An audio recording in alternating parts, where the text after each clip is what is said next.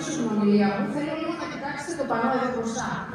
Μειώσεις τώρα στις τιμές ρεύματος, καυσίμων αγαθών, αυξήσεις σε μισθούς και συντάξεις. Ξέρετε από πότε είναι αυτό το πανό? Πότε θα έρθει η μέρα που θα σταματήσουμε πια να κάνουμε απεργίες για να διεκδικούμε τα αυτονόητα? Τα αυτονόητα.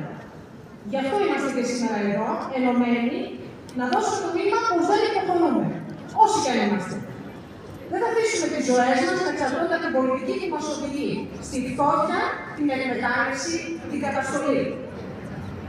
Η απεργία μας αυτή είναι ένας αγώνας για την υπεράσπιση των δικαιωμάτων μας, για την προστασία των κοινωνικών αγαθών, για την ανατροπή αυτής της εγκληματικής πολιτικής που μας καταστρέφει καθημερινά. Όλες και όλοι εμείς βρισκόμαστε στο μέτωπο του αγώνα. Εμείς είμαστε η πραγματική αντιπολίτευση. Απέναντι στην πολιτική που εξυπηρετεί τα συμφέροντα των λίγων και αφήνει τον λαό να υποφέρει. Παρά τα δισεκατομμύρια που ξοδεύονται για πολεμικούς εξοπλισμούς και για την εξυπηρέτηση του χρέους, ο Πρωθυπουργός και οι Υπουργοί του μας λένε πως δεν υπάρχουν λεφτά να καλυφθούν οι ανάγκες μας. Δηλώνουν πως δεν υπάρχει χρήμα για αυξήσεις, ενώ τα κέρδη των τραπεζών και των μεγάλων επιχειρήσεων καλπάζουν.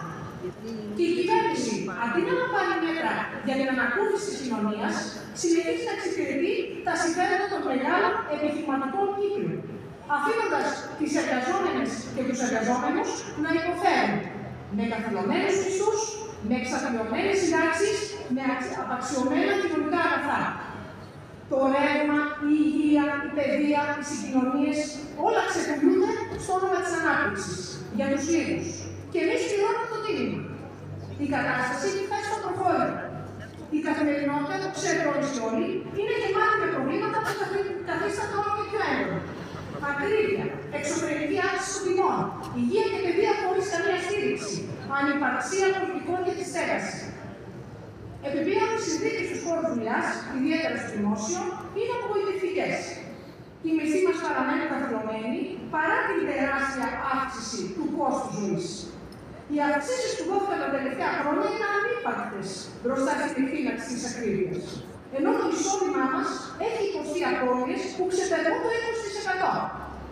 Παρά η κυβέρνηση αρνείται να ικανοποιήσει τα δίκαια αιτήματά μας για πραγματικές αυξήσεις και επιστροφή του 13ου και 14ου μισθού. Επιπλέον, χιλιάδες συναδέλφοι και συνάδελφοί μας στο δημόσιο τομέα, ειδικά στους τομείς που πλήττονται άμεσα από την μισθική ανάπτυξη, αναγκάζονται να ζουν σε συνθήκες εξαθλίωσης με μισθούς που δεν καλύπτουν